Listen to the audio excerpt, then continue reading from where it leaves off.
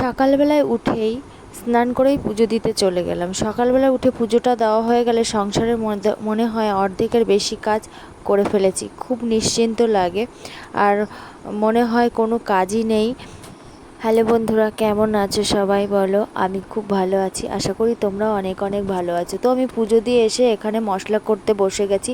আজকে আমাদের বাড়িতে হবে একটু কীর্তন, এটাকে বলে ভাগবত পাঠ। তাই তার জন্য খিচুড়ি আর একটু সবজি বানানো হচ্ছে, আমার শাশুড়ি মা বানাচ্ছেন।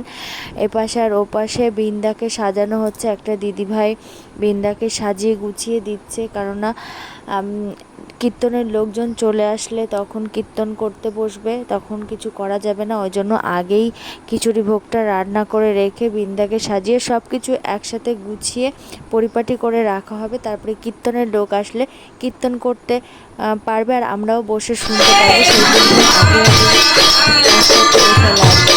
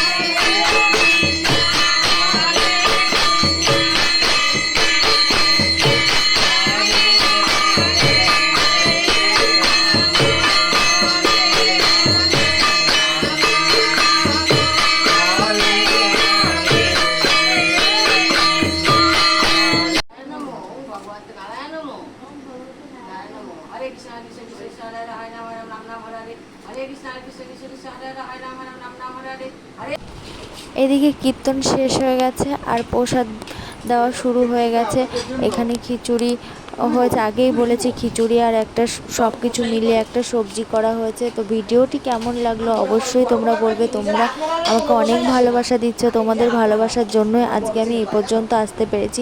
তাই বলবো তোমরা শর্ট ভিডিওতে যতটা ভালোবাসা দিচ্ছ, আমার বড় ভিডিওতেগুলো যদি একটু ভালোবাসা দিতে তাহলে আমি আরেকটু এগিয়ে যেতে পারতাম। তাই সবাইকে অনুরোধ করবো আমার বড় ভিডিওগুলোকে একটু ভালোবাসা দেওয়ার জন্য।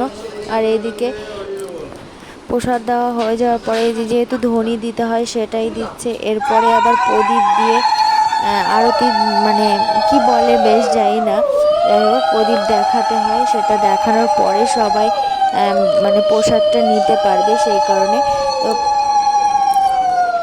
মাঝে মাঝে বাড়িতে ভাগবত পাঠ কীর্তন এগুলো দেওয়া উচিত, আর কানে শোনাও অনেক ভালো। আজকের ভিডিওতে এ পর্যন্ত ভালো লাগলে অবশ্যই একটা লাইক করে বোনটার পাশে থেকো।